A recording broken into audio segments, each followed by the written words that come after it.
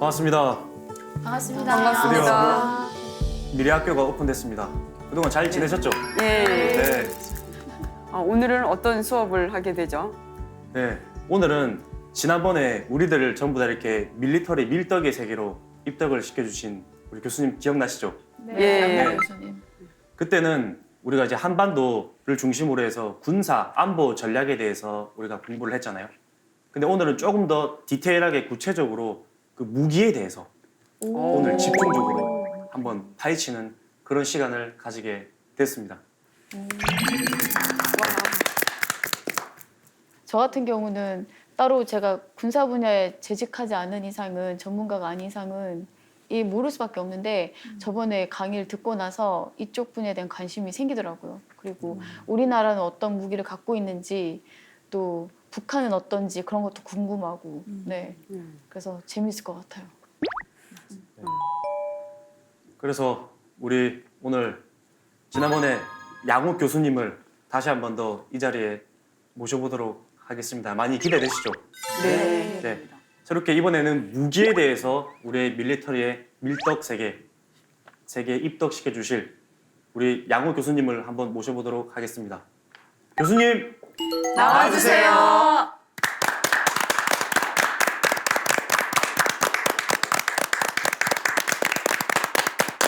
안녕하십니까 여러분. 한남대학교 국방전략대학원의 양욱입니다. 오늘도 여러분께 국방에 관한 말씀들, 안보에 관한 말씀들을 또 알려드리겠습니다. 네, 교수님 오늘 우리 한반도를 중심으로 미중 일러라고 하는 초강대국이 우리 한반도를 중심으로 포진해 있기 때문에 한반도야말로 최첨단 무기의 각축장이지 않는가 생각해 봅니다.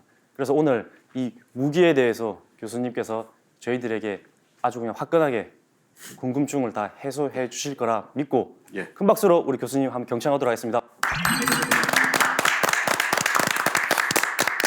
예, 감사합니다. 오늘 소개할 내용은 아까 말씀 주셨듯이 우리 주변국, 그 다음에 대한민국 혹은 북한이 보유한 무기들이 어떤 것인지에 대해서 알려드리겠습니다. 일단 무기가 과연 뭘까라는 걸 한번 좀 생각을 해봐야겠죠, 그렇죠? 근데 그럼 무기를 누가 만들까? 그럼 무기 누가 만들죠? 대기업들이 만들죠. 우린 보통 보면, 그렇죠? 예. 그렇죠. 예. 그러니까 과거에 아주 옛날에는 국가가 직접 만들던 때가 있었습니다. 그래서 우리가 그런 거를 조병창이라고 그랬죠. 국가에서 무기를 만든 시기가 있었지만 지금 민간이 기술이 워낙 발달하다 보니까 이제 기업들이 만들고 이제 기업도 사실 중소기업들보다 엄청나게 요즘 장비가 어떻죠? 첨단이죠, 그렇죠? 다 컴퓨터 없이 작동 안 하고 그러다 보니까 대기업들이 주로 많이 이런 것에 활용을 하는 그런 모습을 볼 수가 있습니다. 자, 그래서 일단 무기 체계란 뭐냐? 무기 체계 말이 좀 어렵죠, 그렇죠? 무기는 알겠는데 체계가 뭐죠? 영어로 뭐라고 그러죠? 시스템. 그렇죠, 시스템이죠, 그렇죠? 시스템이라고 얘기하려면 그만큼 복합적이고 복잡하다는 얘기를 뜻하는 걸 겁니다. 자, 그래서 일단 보면은요, 자 일단 방위 산업이란 걸 먼저 한번 생각을 해보면은요, 누구만 무기를 가질 수 있나요? 무기를 가질 수 있는 건 누구죠? 우리 개인이 무기 살 수 있나요? 없죠. 아니요. 국가만이 보유할 수 있습니다. 국가만이 보유하기 때문에 국가가 무기를 통제합니다. 그래서 우리가 무기를 만들어서 파는 것도 국가에서만 살 수 있고 팔더라도 우리 정부가 인정한 국가에만 팔 수가 있는 겁니다. 그래서 이런 국가가 100% 통제를 한다라고 하는 것이 특징이 되겠고요. 자, 그 다음에 어떻습니까? 이 무기를 뭐 예를 들어서 모든 사람들이 다 만드는 게 아니죠, 그렇죠? 예. 뭐 어떤 업체를 특히 방위 산업체라고 지정해서 만들죠, 그렇죠? 자, 그러다 보니까 이게 무기는 독특하게도 독과점을 허용하는 그러한 시장 구조를 가지고 있습니다. 그래서 이거는 세계적으로 마찬가지입니다. 무기는 사실은 경제와는 별 상관이 없습니다. 어떻게 보면 그 나라의 경제력을 돈을 쓰게 되는 거죠, 그렇죠? 그러다 보니까 국가를 지키고 나라를 지키고 시스템을 지킨다는 의미에서 존재하기 때문에 결국 시장 논리가 적용되지 않는다는 독특한 특성이 있습니다. 자, 그래서 우리가 이렇게 얘기하죠. 아니 무슨 적은 무슨 몇십만 원도 안 하는 몇만 원짜리 포탄을 박격포탄을 쏘는데 그걸 요격하려면 수백만 원짜리 무기 체계를 사용을 해야 된다. 혹은 수천만 원짜리 무기 체계를 사용해야 된다. 이게 말이 되냐라고 얘기하지만 왜 그렇지 않냐 하면 바로 사람의 목숨을 지키기 위해서 그 값은 돈으로 환산할 수 없기 때문에 그렇기 때문에 우리가 이런 방위 산업이라는 독특한 분야를 인정을 하는 겁니다. 자, 그래서 자 한번 방위 산업이 없다면 과연 어떻게 될까? 아주 대표적인 모습입니다. 여러분들 이 조그매 보이는 이 배 이게 운요호라는 배입니다. 그렇죠? 여러분 운요호하면 어떤 사건이 생각나시죠? 운용호 사건. 운요호 사건 그렇죠? 네. 네. 운요호 사건이 뭐 한 겁니까? 저 배 끌고 와서 우리에게 개항하라고 한 거죠. 그렇죠? 예. 자, 근데 이 운요호란 배를 한번 현대적 기준으로 생각해 볼게요. 이 운요호란 배가요, 240톤, 배는 톤수로 칩니다. 240톤밖에 안 돼요. 길을 치면 100m도 안 되는 배입니다. 자, 이 배가 요즘으로 치면 뭐냐면요, 우리 군에서 많이 쓰는 구형 경비정인 참수리라는 고속정이 있습니다. 여러분 혹시 이거 연평해전 때 기억하시죠? 그때 네. 싸웠던 네. 배입니다. 이런 조그만 배에 밀려서 나라를 개항을 한 겁니다. 그러니까 이게 구한말에 우리가 가졌던 군사력 수준이 얼마큼 한심한 건지 알 수가 있는 거죠. 그렇죠? 자, 그 다음에 전형적인 사례 생각해 볼까요? 자, 이 그림 보면 여러분 기억나시겠죠? 이게 뭐죠? 이게 북한군의 전차입니다. 북한군이 T-34 전차 212대를 무려 소련에서 받아가지고 준비를 해서 남침을 준비를 했습니다. 자, 이때 어땠냐? 대한민국에는 전차가 단 한 대도 없었습니다. 근데 이 전차를 막기 위한 포를 그래서 대전차포라고 그래서 이제 공격하는 포가 있는데 그것도 57mm 포밖에 없어가지고 이 적의 전차를 뚫을 수가 없었어요. 자, 그러니까 어떻게 했냐? 육탄 공격을 합니다. 육탄 공격이란 게 뭐죠? 내가 그냥 포탄을 들이밀고 사람이 들어가서 탱크에다가 폭탄을 던져버리는 거예요. 아, 자, 이것이 바로 무기 체계가 없을 때 한 나라가 겪어야 되는 비참한 모습의 전형적인 모습이라는 겁니다. 그렇죠? 자, 그래서 그럼 자 한번 들어보겠습니다. 자, 소위 소련이 무너지고 냉전이 없어지고 나니까 어떻게 됐죠? 이제 그 더 이상 이데올로기, 뭐 예를 들어서 민주주의나 공산주의 이게 기준이 되는 게 아니라 각 국가들이 민족주의 혹은 이념에 묶여가지고 해서 막 억지로 하나의 국가가 됐던 나라들이 서로 다른 민족들이 싸우기 시작하면서 막 내전이 일어나고 이런 상황들이 계속이 됩니다. 90년대 초중반에 아프리카 지역은 거의 엄청난 분쟁의 덩어리가 됩니다. 마찬가지로 1990년 코소보 전쟁, 보스니아 내전이 계속 발전하면서 발칸반도 지역도 난리가 나고요. 자, 이렇게 어떻습니까, 여러분? 전쟁의 모습들이 약간 뭔가 전 세계 곳곳에서 짧게 강하게 이렇게 부딪히는 모습들이 보여지죠. 자, 무기 체계도 여기에 맞게 변해갑니다. 그래서 자, 또 제가 이제 개념을 또 하나 설명을 드리면은요, 전쟁의 세대 구분이라는 걸 한번 여러분 생각해 볼게요. 전쟁에도 세대가 있습니다. 1세대부터 지금 4세대까지 있다고 얘기를 합니다. 자, 전쟁 세대에서요. 자, 우리가 여러분들 어떻죠? 예전에 뭐 나폴레옹 시대, 그렇죠? 나폴레옹이 그 소위 프랑스 시민혁명에 엄청난 열기를 안고 전쟁에 있던 시기, 그때 시기 보면 전쟁 형태가 주로 어떻죠, 여러분? 뭘 썼나요, 무기가? 예, 그렇죠. 머스킷이라는 거, 그렇죠. 소총, 머스킷 소총을 쓰고 대포도 쏘게 쐈어요. 근데 이 시기에 앞열이 먼저 빵 쏘고 빠지면 뒷열이 또 빵 쏘고 또 뒷열에서 빵 쏘고 하면서 그 사이에 가서 재장전하고 준비하고 그러죠. 자, 여러분 이거 하려면 어떻게 해야 될까요? 일단 상대방도 총알 날아올 거 아니에요. 나도 무섭잖아요. 근데 여기서 무서워가지고 흔들리면 전쟁 지는 거죠, 그렇죠? 자, 그래서 여러분 군대에서 오와 열이 중요하게 된 게 바로 이때부터입니다. 이 오와 열이 흐트러지는 순간 그냥 무너지는 거예요. 이게 1세대 전쟁의 전형적인 모습입니다. 인력으로 하는 선에 의한 전쟁, 선형 전쟁 이런 모습이었는데, 자, 2세대 전쟁은 뭐냐면요, 대표적으로 여러분 2차 세계대전 생각해 주셔야 됩니다. 1차 세계대전.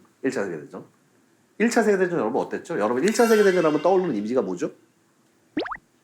참호, 그쵸? 엄청나게 무슨 프랑스 막 이런 벌판에 막 이렇게 막 다 막 이 전장터에는 막 안개만 가득하고 막 폐허가 돼 있고 거기에 철조망 쳐져 있고 밑에 막 참호들 들어가 있고 그러죠.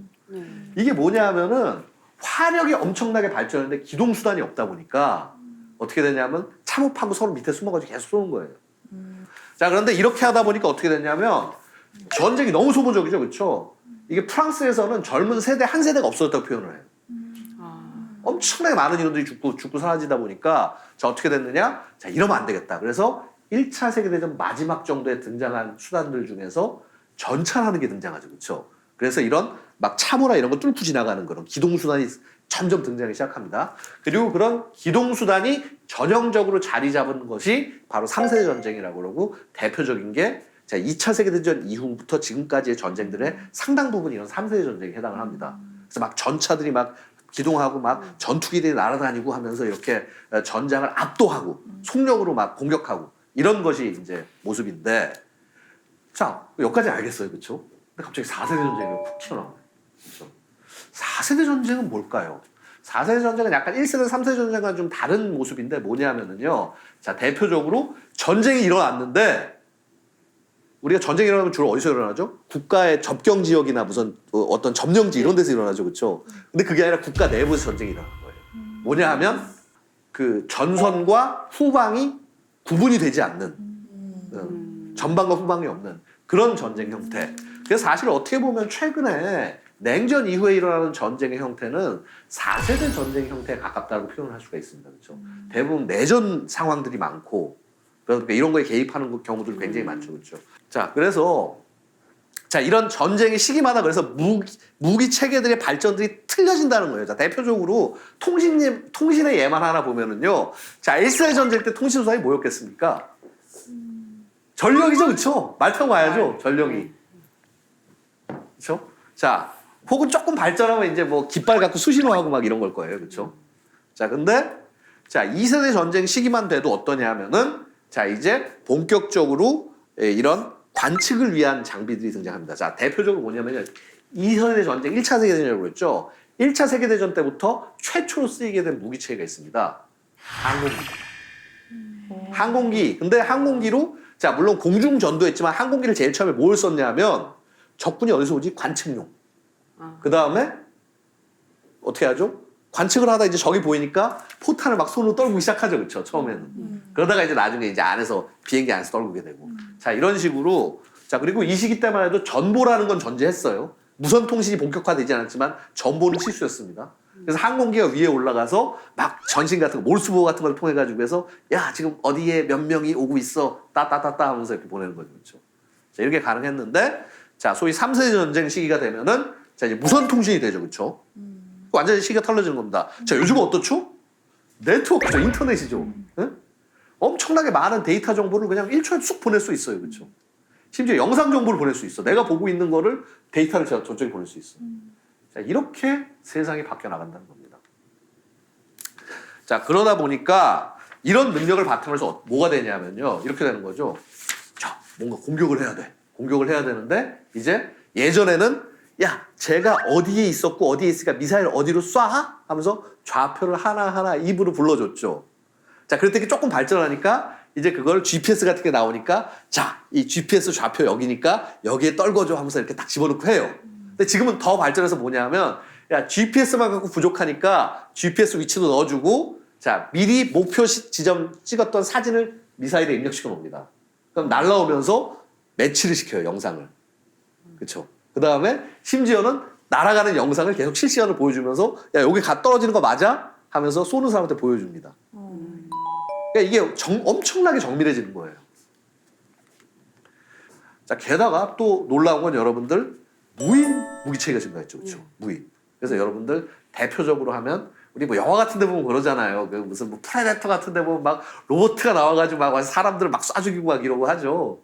근데 이제 그런 세상이 다가올지도 모른다는 겁니다. 이미 상당 부분 보면요. 지금 여러분 보시면은요. 자, 어떻습니까? 여기 보이는 이게 프레데터라는 무인기예요. 그렇죠? 사실은 여기 사람이 안 타 있죠. 그렇죠? 그다음에 조종은 그야말로 얘는 인공위성을 통해서 미국 본토에서 아프가니스탄이라든가 이라크, 뭐 시리아에서 활동하는 걸 조절 가능해요. 실시간으로. 자, 심지어 이게 아직은 본격화되지 않았지만 지상에서 이렇게 싸울 수 있게 기관총이라든가 유탄 발사기를 장착한 지상 전투 체계들도 개발이 되고 있습니다. 그 다음에 이거 이제 뭐 요게 지상에도 있으니까 수중이나 혹은 배, 무인함 이런 것도 나오고 있어요. 자, 이렇게 계속적으로 발전을 하고 있습니다. 자, 이 맥락에서 자, 그러면은 자, 우리 소위 주변 국가들은 어떤가?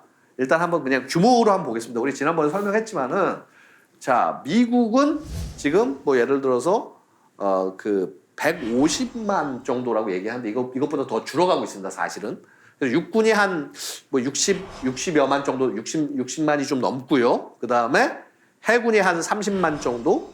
그 다음에 공군도 30여만 정도가 됩니다. 그렇죠? 굉장히 많은 숫자입니다. 그다음에 해병대가 한 2만 명 정도 있고 해안 경비대 평상시에는 군 조직이 아니지만 전시가 되면 군에 편입이 됩니다. 자, 그다음에 러시아는 의외로 숫자가 좀 적죠, 그렇죠? 그 국력이 좀 줄어든 거에 비례하는데 100만 명을 좀 못 채우고 있어요. 그렇게 돼 있고 육군, 지상군이 상당히 많이 줄어서 30만 정도가 안 됩니다. 그다음에 해군 15만, 공군 16만 정도가 됩니다. 그다음에 그 이외에 공수부대가 한 뭐 3만 5천밖에 안 되고요. 근데 되게 재밌는 게 전략이 뭘까요? 전략은 핵미사일, 미사일을 운용하는 분입니다. 전략부대. 이게 한 8만 명 정도 됩니다. 그 이외에 한 의외로 25만이라는 지원 이런 기타 지원 조직들이 굉장히 많이 있습니다. 그래서 이렇게 돼 있고요. 중국 압도적이죠. 그렇죠? 미국보다 낫죠. 중국 잘할 수 있는 게 인구밖에 더 있습니까? 자, 그러다 보니까 한 220만 명 정도인데 이 중에서 30만을 줄이겠다고 얘기를 하고 있어요. 자, 그런 육군이 어떠냐면 육군이 압도적이죠. 160만입니다. 160만인데 이 중에서 30만 줄이겠다고 얘기는 하고 있습니다. 조금씩 줄여나가고 있어요. 자, 그 다음에 해군이 25만이고 공군이 33만 정도 됩니다. 엄청난 규모를 자랑하고 있고요. 제2포병. 이건 뭐냐 하면 역시 중국의 핵미사일을 운용하는 겁니다. 이게 한 10만 명 정도 됩니다. 자, 반면에 일본은 어떠냐면요. 비교를 할 수 없는 정도 규모입니다. 사실 일본은 군대가 아니지 않습니까? 그렇죠? 그러다 보니까 한 25만도 안 되는 정도의 병력이고 그중에서 육군 엄청나게 적죠. 15만. 그다음에 해군 한 4만 5천, 공군 한 4만 7천 정도. 그다음에 통합 막료부라고 그래서 이게 우리 지금 합참 같은 건데 이게 지원해봐야 조직이 4천 명도 안 돼요. 자, 이렇게 상대적으로 병력 숫자에서는 적은 모습을 보여주고 있다는 거죠. 그다음에 그 주요 전력으로 봤을 때는 그렇습니다. 사실은 이제 이런 이 보유하는 숫자들을 보고 있으면은요, 특히나 지상군에 있어서 육군 전력에 있어서는 러시아가 중국과 비교할 때 압도적으로 많은 게요. 전차가 2만 대. 전차가 2만 대예요. 미국이 지금 보유하고 있는 6천 대가 안 되는데 전차가 2만 대예요. 근데 이게 근데 아까 웃기죠. 병력은 되게 미 육군보다 적잖아요. 근데 2만 대를 어떻게 운용해요? 못합니다. 뭐냐 하면 실제 저 중에서 1만 대 이상은 치장, 그러니까 보존을 해놓는 거예요. 아마 지금 실질적으로 제가 봤을 때는 한 15,000대 정도가량은 저 중에 거의 한 4분의 3 이상은 전부 보존을 해놓고 있습니다. 전시에 대비해서. 그래서 이제 전쟁이 나면 끌고 나와가지고 예비군까지 동원해서 끌고 나와서 이제 싸운다는 개념이죠. 그렇죠?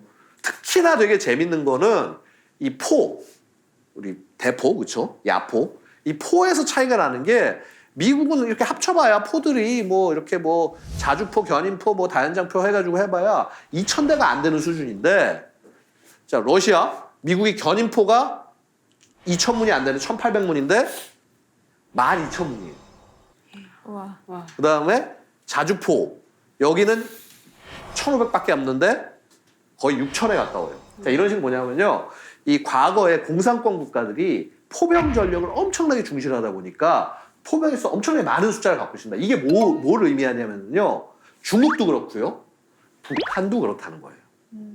포병을 상당히 강조를 하고 운영을 하고 있는 그런 형식이라고 볼 수 있고요. 자, 뭐 그 다음에 그런 부분들이 있는데, 자, 보겠습니다. 자, 이제 본격적으로. 교수님, 예. 그러면은 그 숫자가 많다고 하셨잖아요. 중국이랑 예. 러시아에서 예. 보유하고 있는 포대라든지 그 포병의 예. 네, 많다고 했는데 얼만큼 신식 무기를 갖고 있고 그 중에서 실제로 숫자만 많지 활용할 수 없는 구식은 얼마나 되는지.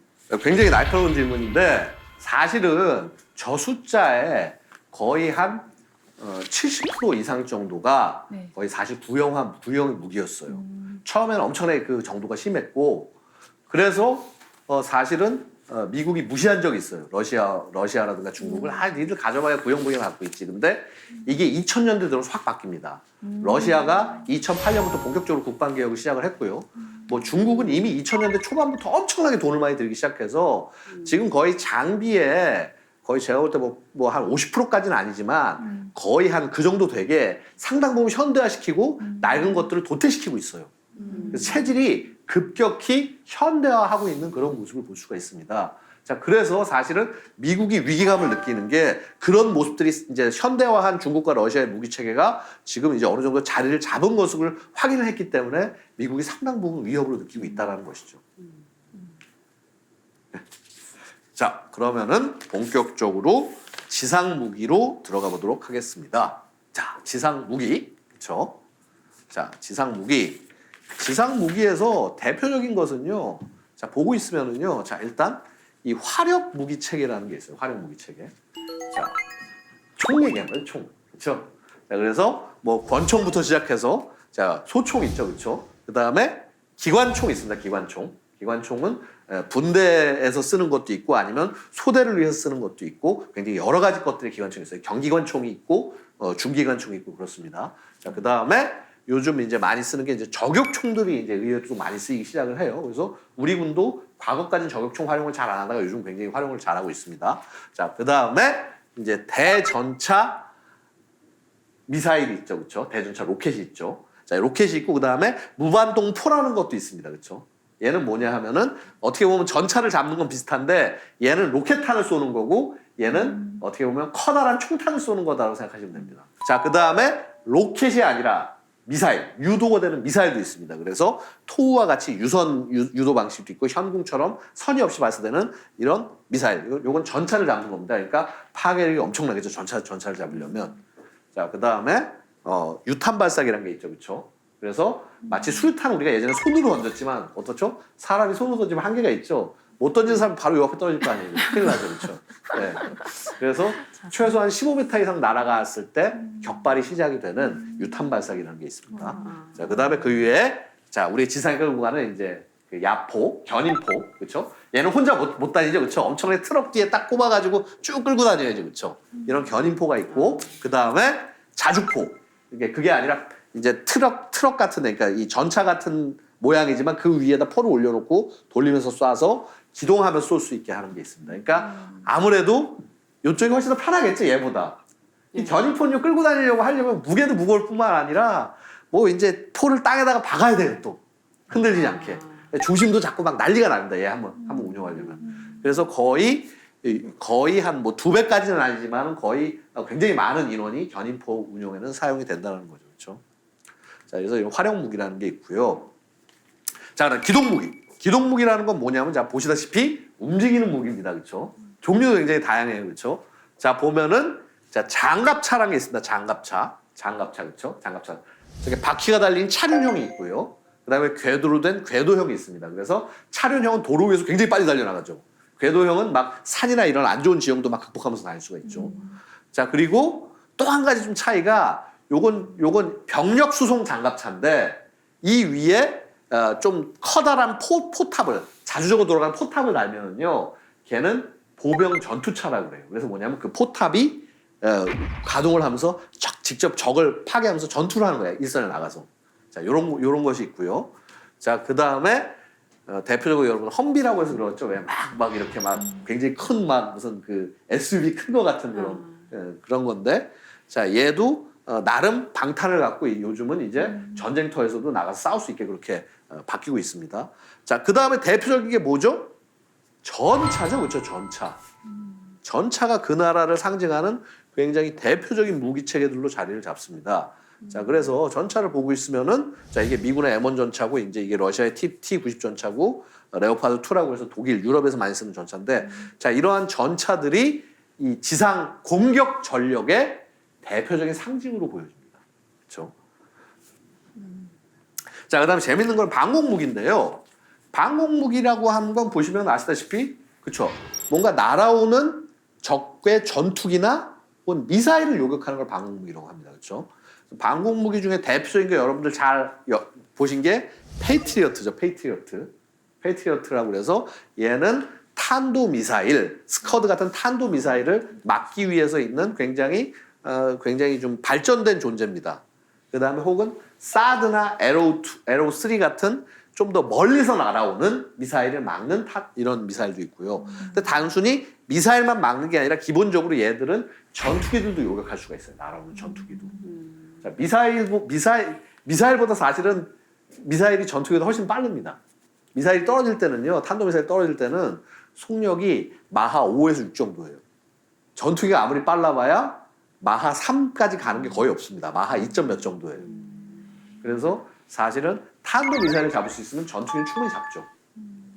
이런 것들이 있고, 자, 그 다음에 지상에 저공으로 접근하는 헬기, 특히 지상 전차 이런 거한테 제일 무서운 게 공격 헬기가 되게 무서워요.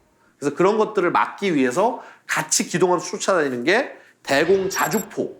그러니까 이렇게 포를 쏘면서 이 포 크기가 셉니다. 한 30mm, 40mm 이런 거 포 같은 걸 쏘면서 저공으로 접근하는 헬기나 공격 헬기나 심지어는 저공으로 침입해 들어오는 전투기도 공격을 할 수 있어요. 이런 것들이. 자, 요런 포를 쏘는 게 있고 포 대신에 미사일을 장착한 게 있어요. 그렇죠? 예를 들어서 국내는 비호라는 게 있고 이제 천마라는 게 있습니다. 근데 이제 심지어는 요거에다가 요 비호에다가 미사일까지 같이 결합을 한 비호 복합이라는 게 요즘은 주가 돼서 활용이 되고 있습니다. 이런 무기체계가 있고요. 이런 것도 있고 그다음에 이제 병사들이 직접 들고 다니면서 쏘는 견착식 대공 미사일도 있어요.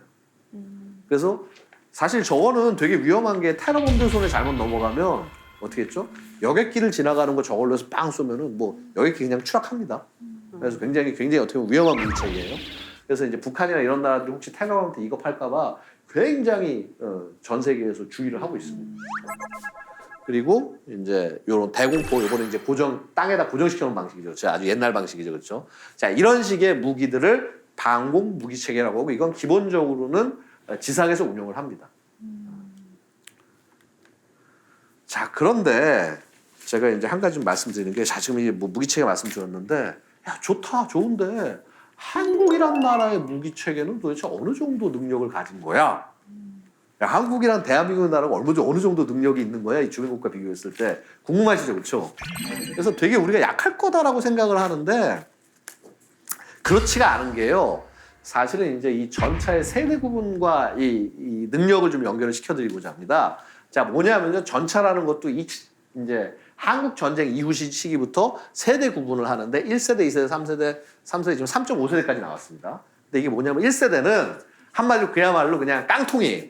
그냥 뭐냐면 그냥 마치 소총 쏘는 것처럼 그냥 포신만 있고 이 망원 조준 장치만 있는 거예요. 탄도 계산 이런 거 하나도 안 됩니다. 그러니까 탁 하면서 이렇게 마치 우리 총 쏘듯이 막 탄도 거리 계산해가지고, 왜냐하면 정확히 들어가지 않잖아요, 그렇죠? 그 점에 들어가는 게 아니니까 몇 미터에서 어떻게 떨어지고 이거 계산해서 쏴야 돼요. 그러니까 쏘는 시간도 느리고 그 다음에 공격 능력도 좀 약해요. 자, 근데 2세대가 되면 어떻게 되냐면 조금 발전을 해서 아날로그지만 탄도 계산기가 있습니다. 그러니까 정확히 쏠 수 있겠죠, 그렇죠? 그 다음에 야간에 투시할 수 있게 야시 장비도 달아놔요. 그래서 약간 능력이 좋아집니다. 자, 그런데 3세대가 되면 어떻게 되냐면, 자, 이때부터 완전 디지털로 넘어갑니다. 어떻게 되냐면, 자, 그냥 야상만 있는 게 아니라 열상 장비가 있어서, 열상이라는 게 뭐냐면 여러분들 혹시 저런 거 보셨나요? 건물이나 이런 데서 혹시 열 어디로 새는지 볼 때 이렇게 카메라 같은 거 딱 보면은 막 빨갛게 나오고 파랗게 나오고 그러죠, 그렇죠? 네. 자, 그 다음에 또 어떻게 되냐면 얘가 이제 탄도 계산을 디지털로 해요. 컴퓨터로 해요. 빨라지겠죠, 그렇죠? 그러니까 이게 어떻게 되냐면, 자, 이제 야간이나 이런 때도 이동을 하면서 쏠 수가 있어요. 이동을 하면서 쏘는데 거의 정확히 들어가. 그 다음에 요즘 탄들이 능력이 좋아져서 교전거리가 3km, 2km, 3km에서 쏴요. 솔직히 사람이 거의 보는 거리가 아니죠. 자, 이러니까 완전히 싸움이 달라지는 거예요. 그래서 요 3세대 전차하고 이전 세대 전차는 싸움이 안 됩니다. 그래서 결국 뭐냐면 얼마큼 말씀하신 대로 첨단 무기를 얼마큼 많이 갖고 있냐가 중요한데, 자, 그럼 3세대 전차 기준으로 얼마큼 많이 갖고 있나 봤을 때요. 자, 일단 중국 보겠습니다. 중국이 한 8,000대 정도가 안 되는데, 만 대가 안 되는데 보유하고 있는 전차 숫자가. 자, 그 중에서 대부분 전차는 뭐냐면 거의 절반 이상이 95식이라는 녀석, 얘는 1세대 전차예요. 완전히 말도 안 되는. 자, 여러분 이 장면 기억나십니까? 굉장히 유명한 역사적 장면인데, 천안함 광장에서, 그렇죠, 막고 있는 이 남자의 모습이죠, 그렇죠? 이 전차가 아직도 상당 부분 많이 남아 있어요. 이제 도태를 시키고 있지만, 그래서 그 이후에 85식, 96식을 거쳐서 현대화를 시켜 나갔는데, 지금 모양을 보면 되게 멋있어요. 3세대 전차처럼 보이는데 얘는 사실은 2.5세대 전차예요. 전세대 전차예요. 능력이 안 들어가 있어요. 그래서 3세 전차라고 표현하는 게 바로 이 99식 전차뿐인데 얘는 지금 중국에는 아직 2,000대에 이르지 못했습니다. 지금 한 1,000 몇백 대, 한 1,200, 300대 정도 될 거라고 추정을 하고 있습니다. 의외로 중국이 덩치에 비해서는 전차력이 약하죠. 자, 전차를 2만 대나 보유하고 있다는 러시아의 경우에는 어떠냐면, 자, 대부분 전차는 이 T-70이라는 구형 전차가 상당 부분이고 10,000대 이상이 이 전차고요. 얘는 2.5세 전차예요. 능력이 떨어진 전차예요. 상당 부분 치장을 해놨습니다. 그러고 난 다음에 어떻게 됐냐면, 자, 이 T-80이라고 해서 3세대 전차를 등장시켰고, T-90이라는 3세대 전차를 등장시켰고, 자, 지금 3.5세대 혹은 4세대라고 부르는 T-14라는 전차까지 등장을 했습니다. 그래서 이 전차 수를 합쳐서 했을 때 보유량 기준으로만 봤을 때는 한 5,000대 미만, 4,000여 대 정도로 봅니다. 3세대 전차를. 그래서 역시 그래도 좀 있죠. 끝발이 있죠, 러시아가. 자, 러시아는 어떻죠? 2차 세계대전 때 전차의 강국이라고 불리던 독일하고 전차전을 해서 이긴 나라가 러시아였죠. 그렇죠? 소련이었죠. 그러니까 전차에 관한 나름 프라이드가 있는 나라입니다, 이 나라는. 자, 그럼 왔을 때, 자, 일단 미국 보겠습니다. 미국, 그렇죠? 미국은 요 M1 에이브란스라는 전차만 지금 다 가지고 있어요. 모든 전차가 다 이 전차입니다. 근데 전차 하나 갖고 성능을 계속 개량을 했어. 그래서 지금 이 전차가 3세 전차고 3세 전차를 보유하는 양만 쳤을 때 8,000대를 가지고 있어요.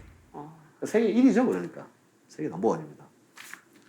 근데 그럼 자, 대한민국 어떠냐? 이 M1 전차 이상하게 모양이 비슷한 K1 전차가 있습니다. 그래서 사실 비슷할 수밖에 없는 게 설계도를 우리가 미국에서 사와서 만들었어요. 우리에 맞게.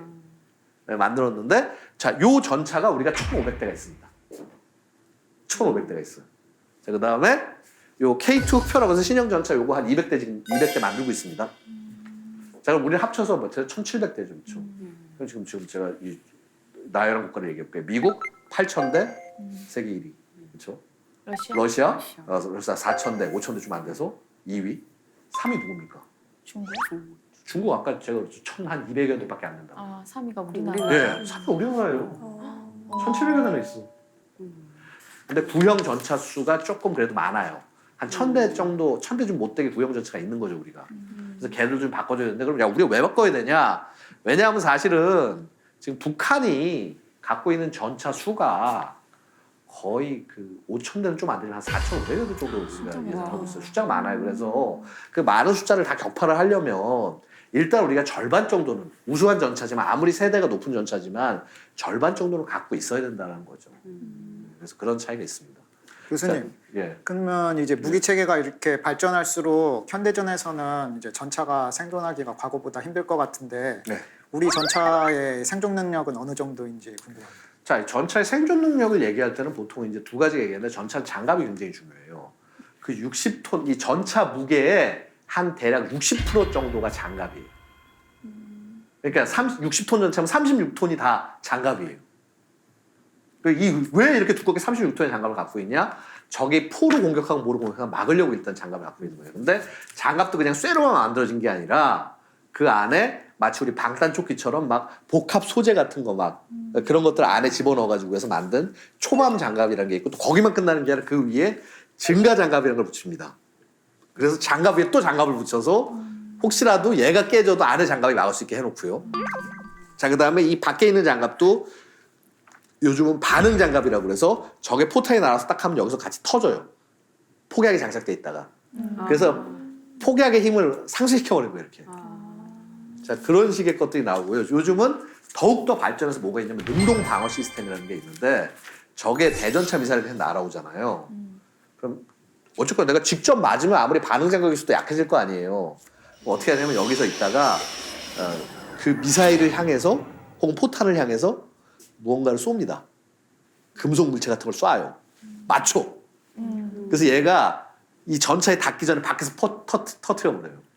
자, 그런 식의 능동 방어 시스템 같은 것들도 개발이 되고 있습니다. 그래서 아직 우리 전차에 능동 방어 시스템이 장착은 안 됐는데 지금 장착 예정에 있고 아까 말씀드렸던 여러 가지 그 기본적인 장갑들, 그다음에 복합 장갑, 반응 장갑은 아직 본격화하고 있는데 반응 장갑도 필요하면 장착을 할 수가 있고요. 이런 식으로 계속 발전을 하고 있습니다.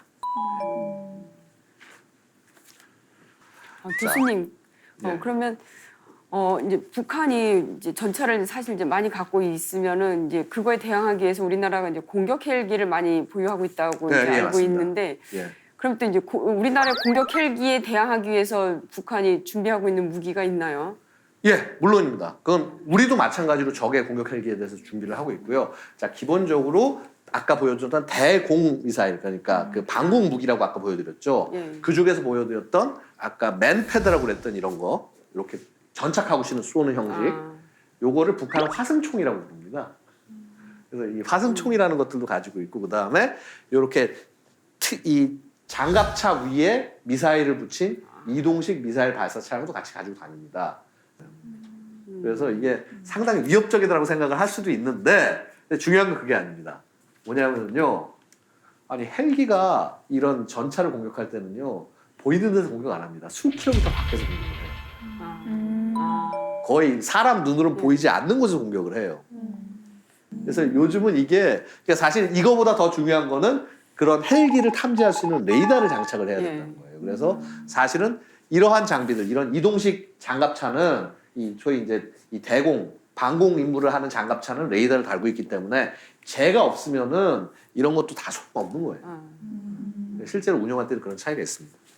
그러면 아까 장갑차가 굉장히 두꺼운 장갑으로 무장하고 있다고 하셨잖아요. 예. 그러면 그 장갑차가 이제 공격해 들어올 때 그거를 무력화시킬 수 있는 어떤 미사일이라든지 그런 건 없나요? 아니면 그걸 뚫을 수 있는?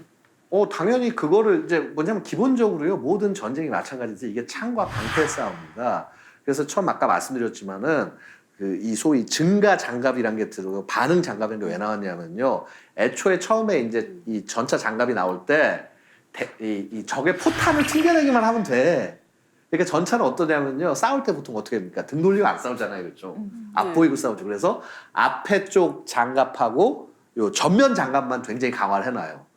머리 위하고 등은 약합니다. 등 뒤쪽은. 이렇게 그렇게 해놓고 이제 그러면 포탄 맞으면 튕겨 나가 그러면서 싸웠는데, 대전차 미사일이라는 게 등장을 하고 나니까 얘가 막 이 탱크 막 뒤도 공격하고 옆도 공격하고 난리가 나는 거예요. 그래서 이제 전차가 무용하다 그런 말까지 나왔었어요, 한때는. 근데 이제 사람들이 없으니까 그런 게 나와? 그러면 얘를 뭔가 시키는 장치를 만들어야겠다라고 그래서 이제 증가 장갑 같은 걸 새롭게 붙이기 시작을 하고, 그 다음에 본격적으로 날아오는 대전차 미사일이나 포탄을 요격하는 능동 요격 시스템 같은 게 나오기 시작을 하는 거죠, 그렇죠? 그래서 계속 이런 무기 체계는 창과 방패의 싸움입니다. 그래서 이제 자, 이러한 그 아까 그래서 말씀드렸듯이 대전차 미사일을 날아오는 걸 막는 능동 방어 시스템을 개발했으니까 또 그럼 이 능동 방어 시스템을 뭔가 격파할 새로운 무기를 만들려고 할 거예요. 자, 이런 싸움이 계속이 되는 겁니다. 자, 그렇고요. 자, 그래서 포병 장비 대표적으로 이 K9 같은 건 해외 수출도 굉장히 많이 됐고요. 뭐 터키, 무슨 뭐 노르웨이, 무슨 뭐 폴란드 이런 데 수출되고 굉장히 세계적으로 유명한 무기 체계입니다. 한국이 되게 잘 만드는 무기 체계고요. 그래서 이게 지난번 연평도 포격 때도 그때도 이제 반격할 때 이제 이 K9이 기동을 하면서 정확하게 원하는 지점에 공격을 했습니다. 성공을 했습니다. 단 3대만 갖고. 자, 그리고 이제 최근에는 우리도 다연장 로켓이라고 그래서 이 로켓으로 공격을 하는, 얘는 포탄을 하나하나 쏘는 거지만 얘는 로켓을 쏘기 때문에 포탄보다 굉장히 여러 발을 동시에 쏠 수 있어요. 그래서 한번 쫙 쏘면 일제 사격을 하면은 축구장 정도 넓이가 바바바방 하면서 그냥 한 번에 날아가는 거예요. 축구장 정확히는 한 2-3개 정도 넓이를 제압을 할 수가 있습니다. 그래서 이런 것들이 지금 배치가 되고 있고요. 사실 이거는 구룡이라는 것을 이 교체하는 시스템입니다. 네. 이제 포병이고요. 그다음에 항공. 대한민국이 또 육군 항공 헬기가 굉장히 의외로 많은 나라예요. 월남전에 갔다 오고 나서부터 사실은 월남전 때 미국이 헬기를 활용하는 전술을 처음 보였거든요. 그걸 우리는 미군 옆에서 그대로 배운 거예요. 그래서 굉장히 세계에 있는 나라 중에서 공중낭습이라고 그러는데 그 작전을 잘하는 나라 중에 하나입니다. 헬기도 굉장히 많이 보유하고 있고요. 그래서 굉장히 다양한 종류의 헬기를 보유하고 있는데 가장 덩치가 큰 이 시루크라고 하는 헬기, 이 2개, 로타 2개가 달려서 안에 거의 소대 하나를 다 싣습니다. 소대 하나 다 싣을 수 있는 굉장히 큰 헬기고, 자, 그 다음에 우리 군이 현재 주력을 쓰는 UH-60, 이거 분대 하나를 다 실 수 있고요. 요 UH-60을 지금 수리온이라고 하는 걸로 교체를 하고 있습니다. 그다음에 이외에도 과거에 코브라라고 그러는 구형 공격 헬기를 활용하다가 지금 이제 아파치라고 그러는 최신형 공격 헬기를 가지고 들어왔습니다. 이런 식으로 발전을 해 나가고 있죠. 자, 반면에 이제 뭐 미군도 마찬가지입니다. 미군도 보시다시피 아까 말씀드렸던 에번 같은 이런 세계 거의 최강이라고 얘기하는 전차가 있습니다. 계속 발전을 해왔습니다. 이게 거의 수십 년을 발전해 와서 이렇게 지금 이르렀고요.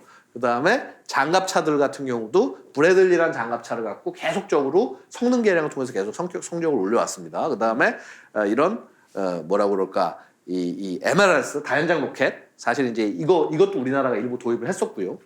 자, 그다음에 되게 대단한 거는 이런 이 팔라딘 같은 자주포가 있는데 이 자주포에서 정밀 유도 포탄을 쏩니다. 포탄이 수십 킬로미터를 날아가면서 거의 한 7, 80킬로까지 날아가면서요. 유도가 돼서 정확하게 원하는 데 떨어져요. 자, 그런 포탄들을 개발을 했습니다.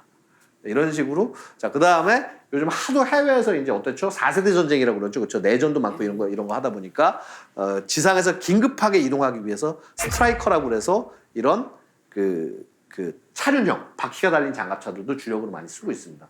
이런 식으로 굉장히 기동성을 갖춘 군대로 발전하고 있다. 네, 교수님. 예. 그 모든 폭탄의 어머니라고 하는 모하브를 예. 미국이 이제 IS에게 사용을 했는데 예. 그 파괴력이 어느 정도 될까요? 폭탄, 모압이라는 폭탄 사실은 굉장히 크고 아름다운 폭탄입니다. 이게 어떠냐면은요, 포탄이 무게가 거의 9.8톤이에요. 엄청 무겁죠, 그렇죠? 게다가 길이는 거의 9m입니다. 직경 1m예요. 얘가 땅 떨어지면 어떻게 되냐? 버섯 구름이 생깁니다. 마치 핵폭탄이 터진 것처럼. 그래서 미군이 이런 폭탄류를 사용을 해서 우리가 핵폭탄, 전술 핵폭탄을 쓸 때 파괴력을 한 TNT 한 뭐 15킬로톤 정도라고 얘기를 합니다. 엄청난 거죠, 그렇죠? 15킬로톤이면 뭐냐 하면 15킬로톤이니까 15,000톤의 TNT가 터지는 정도의 양이겠죠. 이제 그런 게 터지면은 거의 동네 하나가 날아가요. 근데 그 정도까지는 아니고 얘는 TNT 11톤이에요. 11톤 정도의 파괴력인데 이것도 약하지가 않은 게 TNT 11톤 정도의 파괴력을 내는 재래 무기가 없습니다. 재래식 무기 중에 제일 세요. 그래서 그런 무자비한 무기들도 재래식 무기지만 충분히 있을 수 있다라는 거죠, 그렇죠? 자, 그리고요. 자, 러시아군 한번 보면 뭐 러시아군 뭐 보시다시피 이렇게 굉장히 다양해요. 이거 지금 다 설명해서 드릴 시간도 제가 없고요. 이거 다 설명드려봐 여러분들 지루할 수 있는데 한 가지 재밌는 건 뭐냐면 러시아가 최근에 만든 이 아르마타라는 전차는요 되게 재밌는 게 포탑에 사람이 없습니다. 포탑에 사람이 안 타고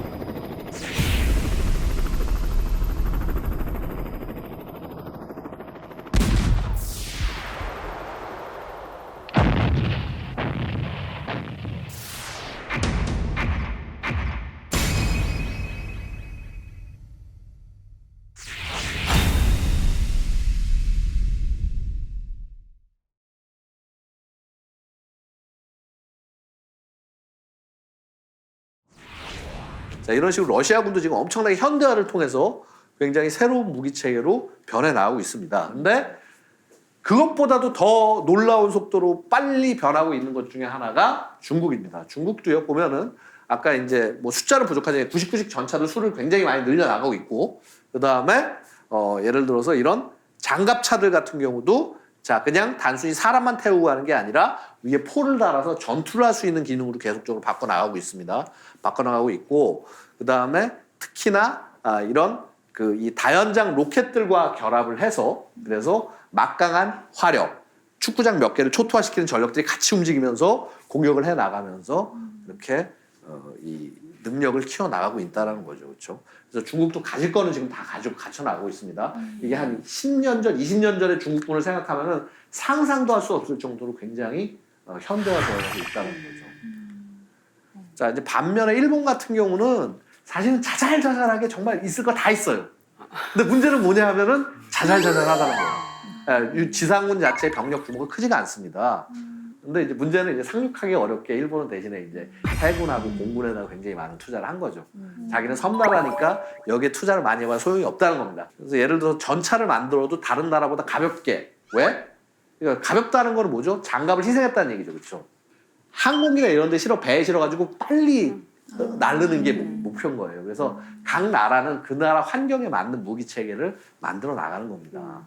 그래서 이제 그런 게 있고, 자 이제 본격적으로 북한이요. 북한은 보시다시피 엄청난 무기 체계들을 가지고 있어요. 엄청난 무기 체계를 갖고 있는데, 자 전차 선군호라는 아주 최신 전차가 있는데 이게 숫자가 많지가 않습니다.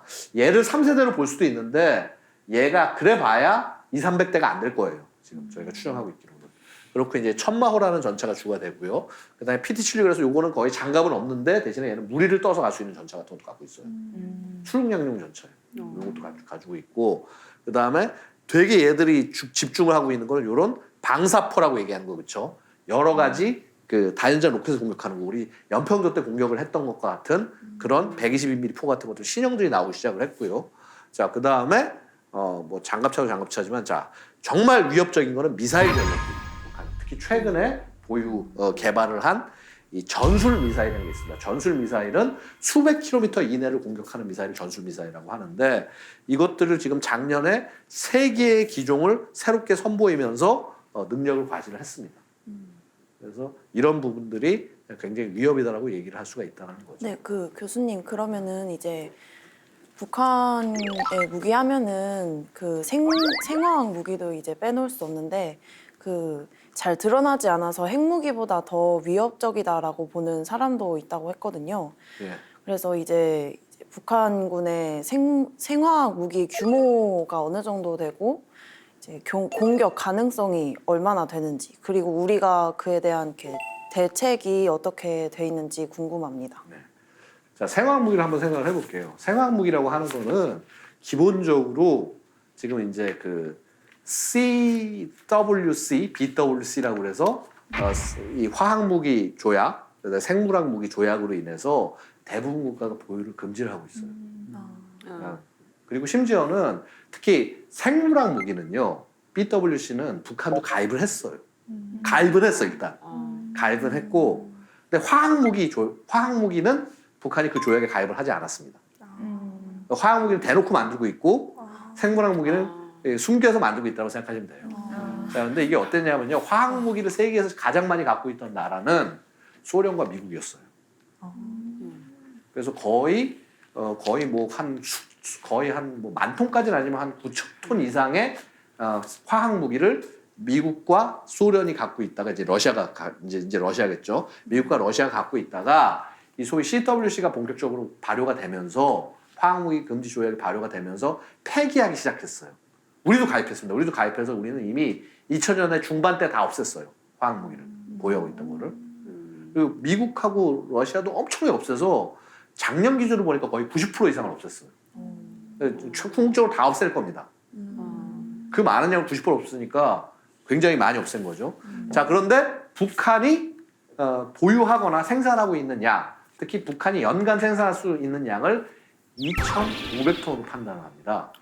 그리고 최소한 1년치를 보유한다라고 얘기했을 때 최소한 북한은 5,000톤 정도의 양을 갖고 있다라고 우리가 판단할 수 있거든요. 근데 북한은 폐기를 안 하고 있잖아요. 그럼 어떻게 됐냐면 세계에서 화학무기 보유 넘버원 북한이에요. 네, 굉장히 무서운 얘기예요, 우리한테는. 자, 그래서 뭐 화학무기, 미사일 얘기 나온 김에 미사일 얘기를 빼놓을 수가 없네요. 미사일은요, 사실은 어떻게 보면 전쟁에서 굉장히 핵심적인 수단 중에 하나고요. 특히나 우리가 주의해야 될 거는 중국이라는 나라가 굉장히 여러 발의 미사일을 갖고 있는데, 중국이 갖고 있는 미사일의 양이 탄도미사일만 쳤을 때 한 2,000여 발이 넘어요. 근데 2,000여 발 중에 대륙간 탄도미사일, 그러니까 미국을 공격할 수 있는 대륙간 미사일은 100여 발도 안 되고요. 대부분의 미사일들이 대한민국을 포함해서 대만, 일본 이렇게 공격을 할 수 있는 그런 중단거리 미사일들이 대부분이에요. 그래서 우리 입장에서는 상당히 이게 어떻게 보면 중국이 그 의도하건 의도하지 않건 간에 그들이 갖고 있는 미사일의 사거리가 우리에게 걸리기 때문에 우리는 중국의 미사일의 위협을 직접적으로 받고 있는 게 맞습니다.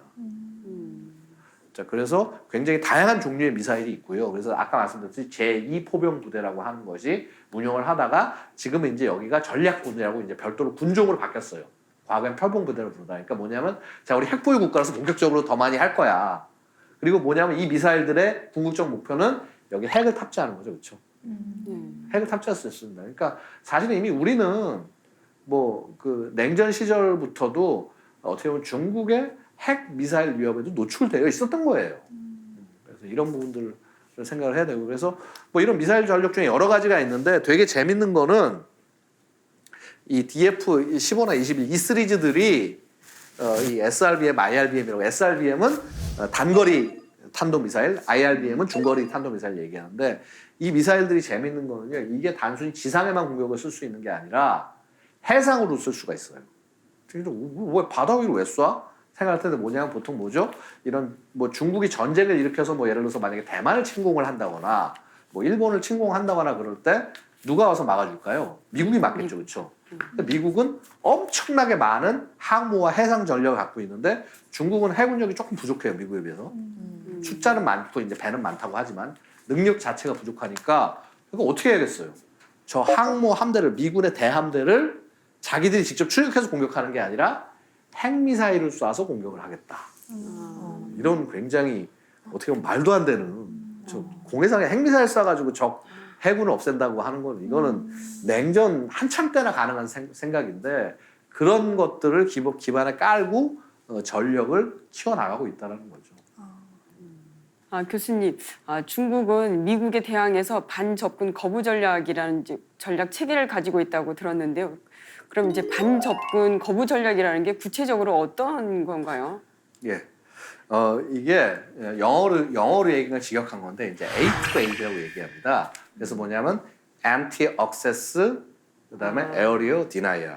그래서 뭐냐면 anti-access 접근을 거부하고 그다음에 area denial 지역을 거부한다.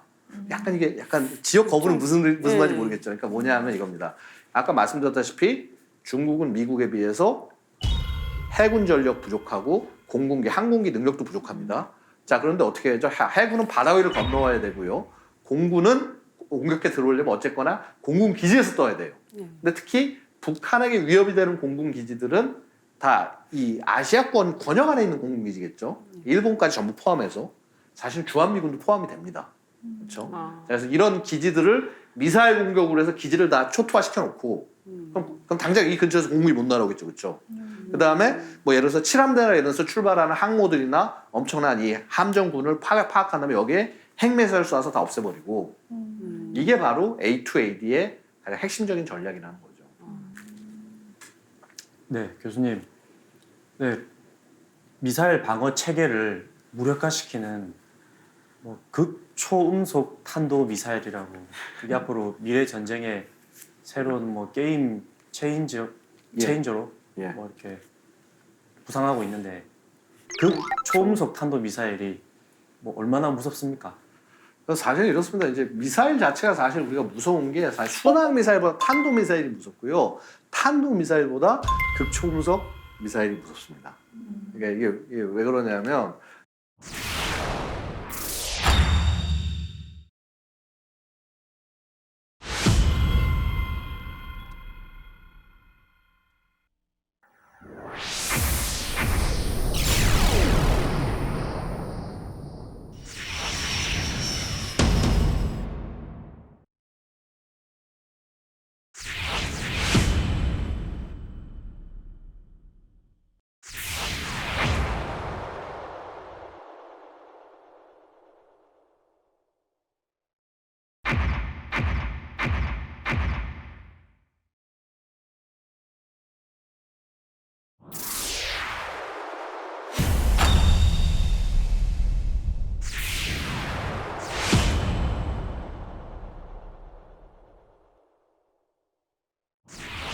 그래서 극초음속 미사일이 언젠가 미래 게임 체인저가 될 것은 맞습니다. 지금까지 이제 말씀해주신 무기들이 전부 어떻게 보면 전자기술에 기반해가지고 운용이 되는 거잖아요. 그런데 뭐 전자기파 폭탄, 예, EMP 예. 폭탄 같은 걸 한번 터트리면 그 근방에 있는 전자 장비들이 다 마비되니까 방어 체계가 무너질 수 있잖아요. 거기에 대해서 우리나라 이제 방위 체계는 그거 EMP 폭탄에 대응할 수 있는 어떤 방어력을 갖고 있는지 방법이 있는지 궁금합니다. 사실은 EMP라는 게 굉장히 현대전에서 어려운 것 중에 하나입니다. 왜냐하면 이제 말씀하셨다시피요. 제가 요즘 어떻습니까? 심지어는 자동차도요. 이 전자 회로가 없으면 안 가요. 그렇죠? 네. 다 무슨 예를 들어서 엔진에다가 얼만큼의 연료를 넣어줘 분사해주죠. 이게 전부 칩이 결정해가지고서 양을 딱 측정해가지고 요 차 바른 속도하고 요거하고 다 해가지고 해서 조종을 해주잖아요. 그러니까 EMP 공격을 당하면 달려가던 차가 갑자기 동력이 사라지는 거죠, 그렇죠? 난리가 나는 겁니다. 땅에서 쓰는데 항공기는 어떨 거예요? 항공기 날아가는 거는 얘는 방법이 없어요, 진짜. 통제가 안 되는 거예요, 아예. 그냥 갖다 꼬라 박을 수밖에 없습니다. 항공기는. 자, 그런데 그러면은 무기 체계할 때 그렇게 EMP에다 노출되게 만드냐? 그렇지가 않은 것이요. EMP라고 하는 것이 사실은 핵폭발의 효과 중에 하나예요. 그래서 EMP가 그냥 일반 무기, 엄청나게 센 전자장을 일으키는 걸로 EMP를 일으킬 수 있지만은 핵폭탄을 터뜨리면 무조건 EMP는 다 생겨요. 그래서 핵의 상당 부분이 첫 초기 효과가 열복사, 열과 이 열복사, 그다음에 엑스레이 이런 걸로 나가지만은 또 상당 부분이 EMP로 바뀌어서 나가게 됩니다. 그래서 기본적으로 핵 전쟁을 생각하고 만드는 무기 체계들은 전부 EMP에 대한 보호수단들을 갖고 있어요. 그래서 핵 폭격기 같은 거, 핵 터트렸는데 그 영향 받아가지고 내가 떨어지면 안 되잖아요. 내가 떨어진 폭탄에. 그러니까 주요한 회로들을 전부 다 그런 이 전자기파가 못 들어올 수 있게 차폐를 해놔요. 근데 그러다 보니까 엄청나게 비싸집니다. 그 차폐하는 그 회로들을 차폐하는 게 이게 나부도 뒤덮고 뭐 하고 뭐 이런 거긴 하지만 기본적으로 그걸 하기 위한 여러 가지 그 조치들이 들어가기 때문에 가격이 그만큼 올라갈 수밖에 없고요. 대신에 EMP에 대한 방어 수단은 대부분 갖고 있다, 존재한다. 근데 이제 그거를 무기 체계 전부에 적용하냐 적용하지 않냐, 그럼 그 나라의 환경에 달려 있는 거예요. 그 나라 환경에 핵 전쟁이 일어날 것 같고 이런 EMP 공격에 노출될 것 같다 그러면 모든 심지어는 막 그 찝차에도 달아야 되고 그런 걸. 그게 아니다, 그냥 별로 상관없다 그러면은 안장시켜도 되겠죠, 그렇죠? 비용 차이라는 게 분명히 존재하기 때문입니다. 그래서 결국 뭐냐면 무기라는 거는 내 전략적, 전술적 상황의 필요에 맞게 더하기도 하고 빼기도 하고 하면서 커스터마이즈 해나가는 거예요. 그러다 보니까 사실은 그 정가가 없습니다. 그래서 무기 체계는 외부로 봤을 때 모양이 똑같아 보이는데 사실은 안에 들어가 있는 건 천차만별이거든요. 그래서 가격 차이가 날 수밖에 없다라고 말씀드립니다. 그래서 EMP 준비하고 있고, 우리 같은 경우는 일단 지하시설 같은 데서 지휘통신하는 시설 EMP 잘 돼 있고요. 주요한 핵심 무기 체계는 EMP들이 돼 있습니다만은 전부 다는 아니다. 그리고 이제 전부 다 할 건지 말 건지는 또 정책적인 문제기도 하고 세금의 문제기도 하고 이렇다라고 말씀드릴 수가 있겠습니다. 그래서 대한민국도 그냥 나름 손만 놓고 있는 것이 아니라 북한에 대해서 비록 핵은 없지만 전략적으로 대응이 가능할 수 있는 무기 체계들을 차분차분 개발해 나가고 있다는 것이죠. 그래서 일단 전반적으로 무기 체계 개념, 그 다음에 지상에서 활용하는 무기, 그다음에 미사일들 이런 것들에 관해서 여러분께 간단히 말씀을 올렸습니다. 오늘 시간은 여기서 마치도록 하겠습니다.